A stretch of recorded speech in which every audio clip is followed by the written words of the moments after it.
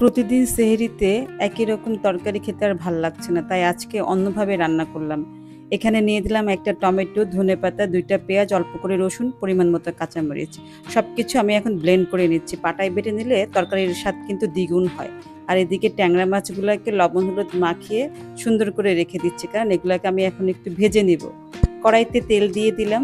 তেলটা গরম হলেই আমি ট্যাংরা মাছগুলো সব দিয়ে দিলাম। একদম কড়া ভাজি করব না, মিডিয়াম ভাজি করব, কারণ কড়া ভাজি করলে মাছের টেস্টগুলো নষ্ট হয়ে যায়। সেজন্য আমি মিডিয়াম করে ভেজে নিব ট্যাংরা মাছগুলো। এগুলো কিন্তু দেশি ট্যাংরা মাছ, খেতে কিন্তু সেই স্বাদ। যাই হোক, এখন যেটা হবে, ট্যাংরা মাছগুলোকে আমি এখন ভাজা হয়ে গেছে, এগুলো আমি এখন আস্তে আস্তে করে উঠিয়ে ফেলবো। বাসায় আজকে তেমন সবজি ছিল না, তাই আজকে জাতীয় সবজি আলু দিয়ে রান্না করব। আলুগুলোকে কিন্তু আমি আগে থেকেই কেটে একটু লবণ হলুদ মাখিয়ে রেখেছি, কারণ আলু দিয়ে এই ঝোলটা রান্না করলে বেশ মজা লাগবে।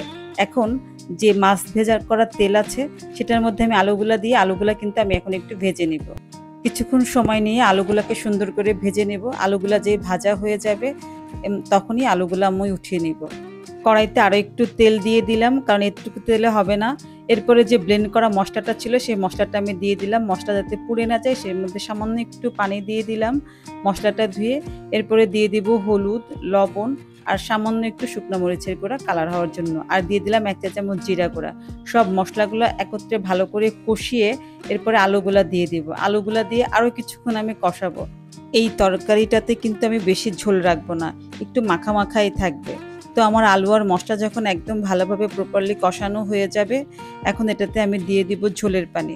যেহেতু আমি বেশি ঝোল রাখবো না, তাই আমি ঝোলের পানির পরিমাণটা বেশি দিব না, পরিমাণ মতো দিব, যাতে আমার আলুটাও ভালোভাবে সিদ্ধ হয়ে যায় এবং মাছেও পরিপূর্ণভাবে মশলা ঢুকে যায়। তো আমি আলুটা দিয়ে কিছুক্ষণ ঢেকে দিব জাল না ওঠা পর্যন্ত। যেই জাল উঠে যাবে, এরপরে আমি যে মাছগুলো ভেজে রেখেছিলাম সেগুলো এখন দিয়ে দিব। মাছগুলো একদম ঝোলের মধ্যে ডুবিয়ে দিব। সুন্দর করে ডুবিয়ে দিয়ে এরপরে কিন্তু আমি ঢাকনা দিয়ে মাছটাকে মিডিয়াম লো আঁচে অনেকক্ষণ রেখে দিব, যতক্ষণ না পর্যন্ত তরকারির উপরে তেল না উঠছে। এই যে অনেকক্ষণ পরে, প্রায় 10-15 মিনিট পরে আমি যখন ঢাকনাটা সরালাম, দেখেন আমার তরকারির উপরে তেল উঠে আসছে। তার মানে আমার তরকারি কিন্তু এখন হয়ে আসছে। এক্সট্রা করে এখন শুধুমাত্র কাঁচামরিচ দিব, কারণ ধনেপাতা আমি আগে থেকে ব্লেন্ড করে এটার মধ্যে দিয়ে দিয়েছি, তাই এক্সট্রা করে কোনো কিছু দেবার প্রয়োজন নেই। টমেটো দিলে মজা হতো, বাট আমার বাসার সবাই টমেটো খেতে খেতে এখন ফেড আপ হয়ে গেছে, তাই এখন আর টমেটোটা ওভাবে না দিয়ে ব্লেন্ড করে দিয়ে ফেলেছি। গরম ভাতের সাথে এই তরকারিটা কিন্তু জাস্ট ওয়াও, কি যে মজা হয়েছিল। আপনারাও কিন্তু বাসায় ট্রাই করতে পারেন ট্যাংরা মাছের এই তরকারিটা। আর আমার ভিডিওটা ভালো লাগলে বেশি বেশি করে লাইক দিবেন, কমেন্টস করবেন, শেয়ার করবেন, আমার পাশে থাকবেন। আর ট্যাংরা মাছ ছাড়াও আপনি যে কোনো মাছে এভাবে রান্না করতে পারেন, অল্প ভেজে, কড়া ভাজি না কিন্তু।